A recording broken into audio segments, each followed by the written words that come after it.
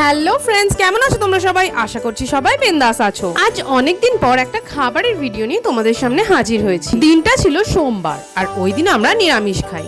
তাই মা ছোলার ডাল সেদ্ধ করে রেখেছিল আর ময়দা মেখে রেখেছিল ছোলার ডাল আর লুচি খাবো। কিন্তু আমার একটু অন্যরকম কিছু খেতে ইচ্ছা করছিল, তাই ভাবলাম এইগুলো দিয়ে কিছু একটা ডিফারেন্ট ট্রাই করা যাক। চলো তাহলে শুরু করি।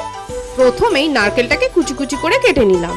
তারপর একটা চপারের মধ্যে দুটো পেঁয়াজ, একটুখানি আদা আর কয়েকটা কাঁচা লঙ্কা নিয়ে ভালো করে চপ করে নিলাম। এইবার এটাকে ওই সেদ্ধ ছোলার ডালগুলোর ওপর ঢেলে দিয়ে একটুখানি মিশিয়ে নিলাম। ফ্রিজে কিছুটা পনির ছিল, সেটাকেও হাত দিয়ে স্ম্যাশ করে এর সাথে মিশিয়ে দিলাম। তারপর বেশ খানিকটা ধনেপাতা কুচিও এর মধ্যে দিয়ে দিলাম। বলতে গেলে হাতের সামনে যা যা পেয়েছি সবই এর মধ্যে ঢেলেছি আর কি।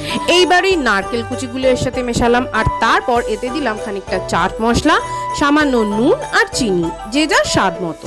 ব্যাস, আমার পুর রেডি।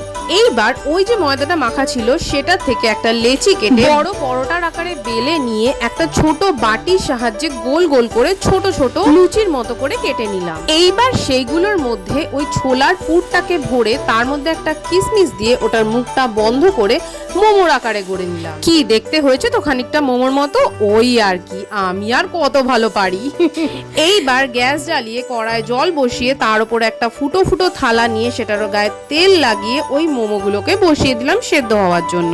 ওই 5-7 মিনিট লো ফ্লেমে রাখলেই ব্যাস, এইবার রেডি হয়ে গেছে আমার স্টিম মোমো। পুষ্টিকর হেলদি ছোলার ডালের ভেজ মোমো। দেখতে পাচ্ছ কতগুলো বানিয়েছি।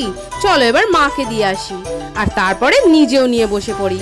এই দেখো, দেখতে পাচ্ছ ভেতরটাও পুরো দারুণ হয়েছে। চলো আমি তাহলে ধনেপাতার চাটনির সাথে এগুলোকে এখন সাফাচাট করি। তোমরা বরং তত সময় গিয়ে রেসিপিটা একবার ট্রাই করে নাও। সিরিয়াসলি বলছি, খাওয়ার পর আমাকে থ্যাঙ্কস জানাবেই জানাবে। তাহলে আজকের মতো চলি। Good night.